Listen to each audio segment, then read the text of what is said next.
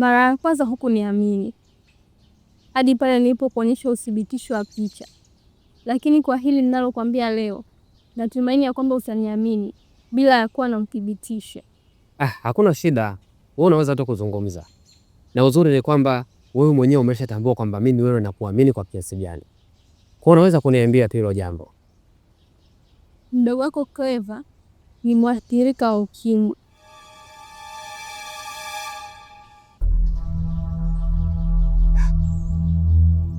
Wewe unasema? Nimesema hivi, Clever ni mwathirika wa UKIMWI, na sio mara moja wala mara mbili, na mfuma akiwa anameza dawa. Unajua hii taarifa unayonipa ni kubwa na ni nzito sana kuliko hata ile ya mara ya kwanza. Sasa kama ndio hivyo, ina maana basi na mke wangu naye ameathirika, si ndio? Kuna uhakika hivyo, ila nahisi pia naye dada ameathirika.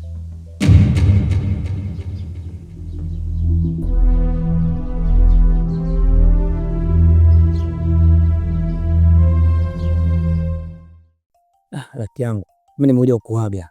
Unaona? Yaani sijili kuchelewa kwa sababu hapa nina haraka sana. Ninaenda nyumbani, naenda kuchukua vilago vyangu na toroka. Mambo yashakuwa mengi kule. Unaondoka? Unaenda wapi? Nitajua mimi naenda wapi. Wewe siwezi nikakaa pale, mambo yasharibika rafiki yangu. Kwa nini nimekuja kukuaga haraka haraka hapa, mimi natoka. Sina muda, mimi naenda. Nisikilize rafiki yangu. Mimi nina nyumba pale na nakaa peke yangu. Mume wangu kasafiri. Kwa hiyo nikupe tu ushauri. Naomba utoke kule. Tuje kuishi wote. Uone rafiki yangu bwana. Mimi siwezi nikakutupa. Sawa, haina shida. Nije ukaa hapa sawa. Wewe uone kwamba hapa karibu kabisa hapa na kule. Watu wa kule wakija huko wakiniona itakuwaje? Kia wewe mwanaume bwana. Kijiji kile kule na kijiji hiki ni mbali. Yaani kuna umbali mkubwa mno. Sisi tunaenda kule kwa sababu kuna kisima. Wale watoke kule mpaka aje huku. Huko hakuna kitu ambacho anachokipata. Kwa hiyo wewe kuonekana vigumu kabisa. Hauwezi kuonekana. Rafiki yangu utaniponza kwa kweli. Niache tu mimi niondoke niende zangu nenda kujua mimi. Nitajua mimi naenda wapi, lakini kuja ukaa kwako uongo. Ile nyumba kubwa bwana. Kuna vyumba kibao, hamna hata watu wanaokaa.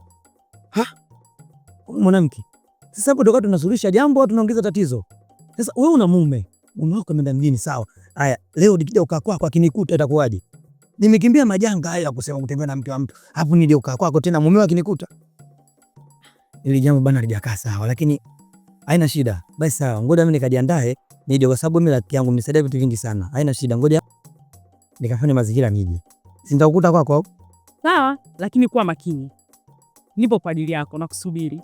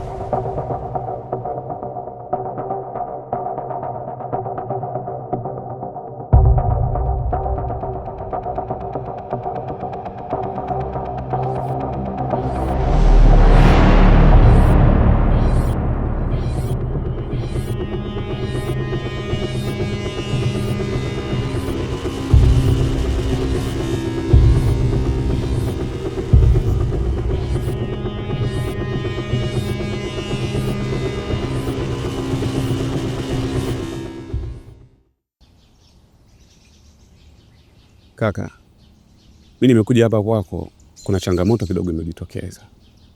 Na hiyo changamoto mhusika mkuu ni mimi na wewe. Ni changamoto gani?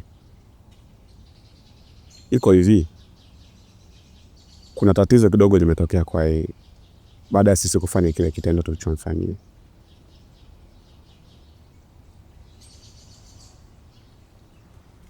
Kumbaka kweli ni tatizo, lakini juu ya kumbaka kuna tatizo tena limejitokeza juu ya tatizo. Irene ni mjamzito.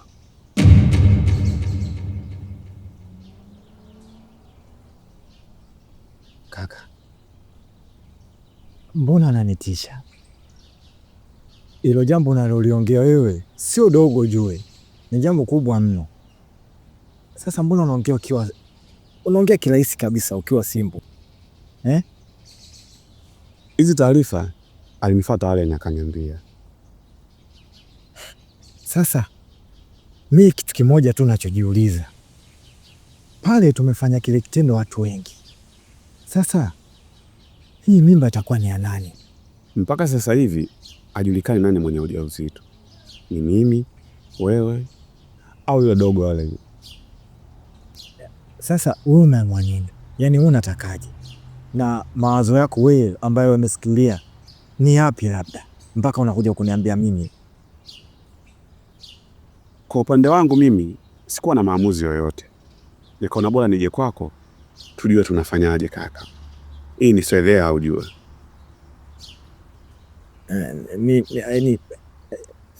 Mimi hata sielewi nikwambia nini kaka, kwa sababu hata nitakachoamua sasa hivi kitasaidia nini? Nimeshindwa kabisa kufikiria kwa sasa hivi.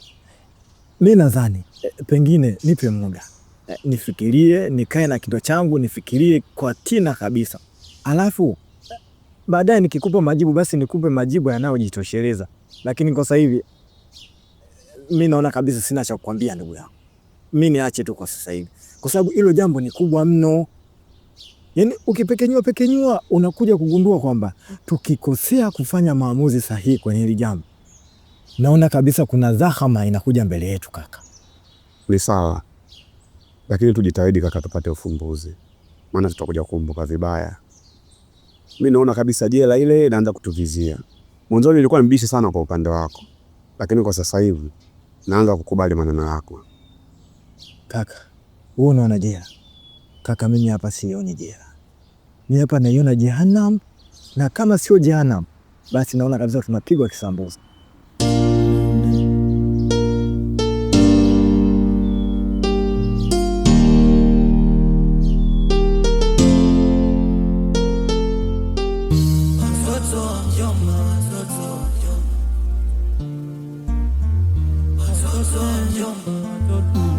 Labda tuseme dunia mapiga teke, mwana wanaya na ulimwengu, hata matendo yao hayaturidhishi wala.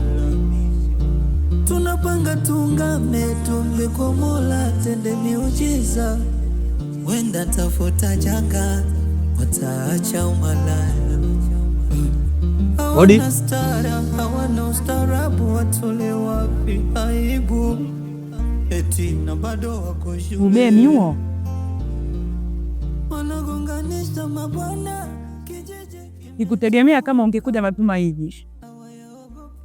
Ndo nimekuja sasa. Ila hakuna baya, ndo na miswaki Kwenye kuna nilio pale kwenye kutoroka ili sahau, kwa nikaamua nivitie. karibu sana. Kwa hiyo vipi? Karibu pita. Umalaya udanganyi ndo kazi yao. Heshima haipo ndani yao. Watoto mjomba.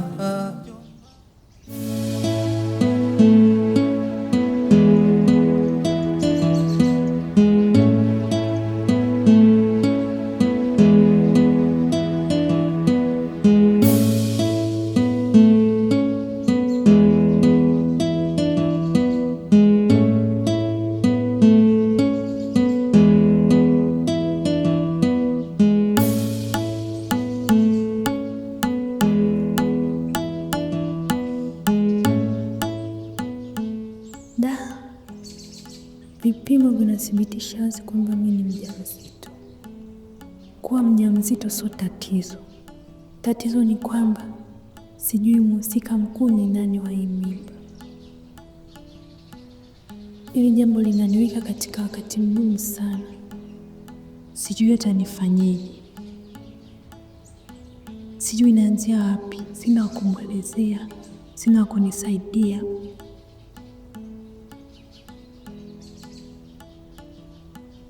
Na vipi wazazi wangu mjini wakijua kuhusu hili jambo? Shemeji naye akajua. Mungu, naomba unionyeshe njia ya kutokea, maana hili alikuwa katika malengo yangu.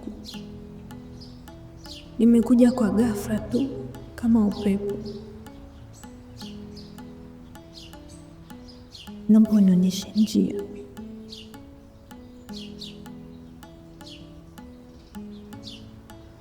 Ama kweli ningeuja baada ya kutokea jambo. Laiti ningeajua haya mapema, nisingefanya ujinga niliokuwa naufanya. Umeniletea madhara makubwa, lakini hata hivyo sikupata mtu wa kunionyesha njia sahihi.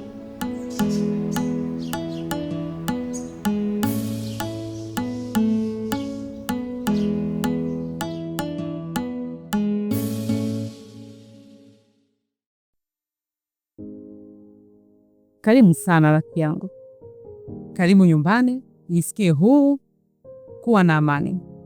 Asante sana, nimekaribia. Vipi lakini mazingira ya hapa nyumbani kwa hizi siku 2-3 tulizoishi, umepaonaje yani? Kwenu nimepapenda kwa sababu kuna miti ya kivuli, naona ipo mingi sana na kuna hewa nzuri sana. Nashukuru na nimekaribia baba. Najisikia huru kama niko nyumbani tu. Nashukuru kwa hilo, nashukuru sana. Wewe ni rafiki yangu bwana, na nimekukaribisha hapa kwa moyo mmoja.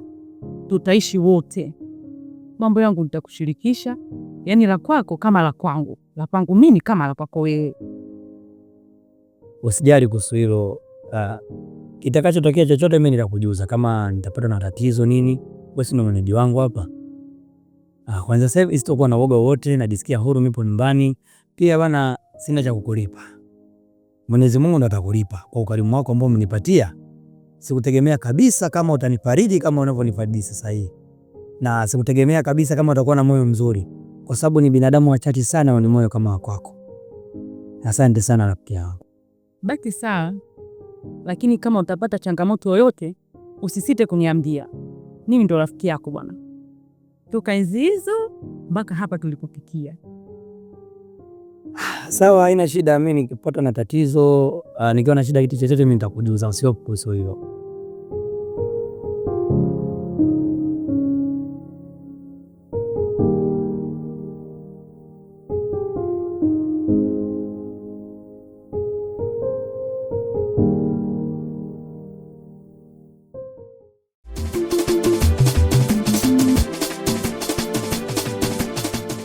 Karibuni jamani. Asante. Nawahudumie nini?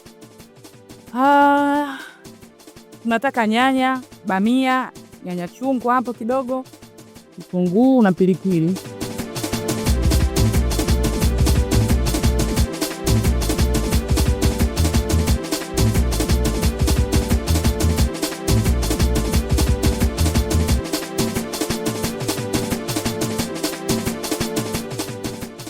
Karoti mbona chukua?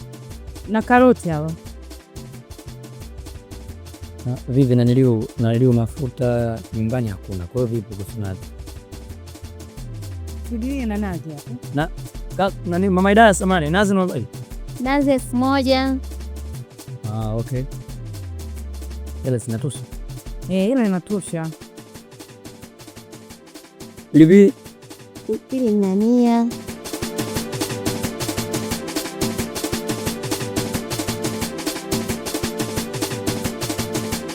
Kalili sasa, huku ndo bengeni kwetu. Na vivi na nilio samaki nyumbani wapi? Achana na au tunakula jioni bwana. Hamna. Oya, unauzaje samaki mama Idaya? Hapa 700, sasa 1000. Tugee. Lete wote wawili, lete mifuko yote miwili, kio. Haina hadi mfuko.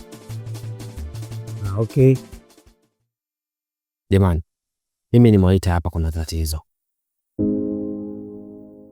Napata mashaka sana juu ya Cleva, kwa sababu ni wiki sasa Cleva haonekani hapa nyumbani. Ndiyo, huwa anakuwa na utaratibu wa kulala kwa marafiki zake siku 2, siku 1, na anatoa taarifa. Mimi binafsi sina taarifa yoyote. Nimeona niwaite na nyinyi pia. Kuna mtu yote anajua Cleva alipo? Kwa upande wangu mimi sijui chochote. Labda wewe, je, kuna siku alikuaga akaondoka au mara mwisho mliongea kitu gani? Hapana, Clever alivyoondoka hajaniambia chochote, na wala sijui yuko wapi, anafanya nini, yuko kwa nani, sijui kuhusu hiyo. Sasa hii ni ishara mbaya, yaani hii ni ishara mbaya sana. Watu wote ambao tunaishi naye hapa hatujui yuko wapi. Mimi nina wazo, tuanze kumtafuta rasmi sasa, tugawane majukumu. Wengine waende polisi, wengine waende wakatoe taarifa katika serikali ya kijiji, na wengine waendelee kumtafuta mtaani, lakini pia wengine waende msikitini pia wakatoe taarifa. Labda naweza kusaidia tukajua wapi alipo. Sawa basi, na Danasi akirudi nitamwambia tuongozane. Kwani ameenda wapi? Danasi alienda sokoni kununua mahitaji. Sawa, basi tujitahidi jamani. Tuko nje ya muda sasa. Haya.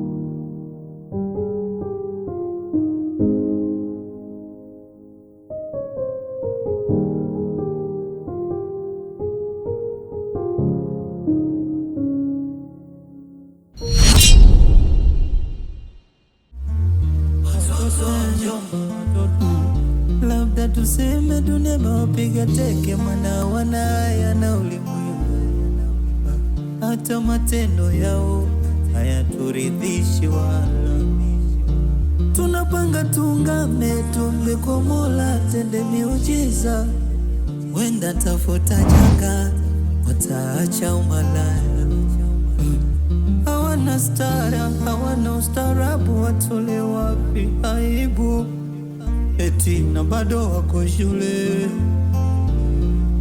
Wanagonganisha mabwana, kijiji kimechafuka, hawayaogopi maradhi, hilo kwao sio shida. Hapa kijijini watoto wa mjomba, wamezua balaa, watoto wa mjomba, umalaya udanga.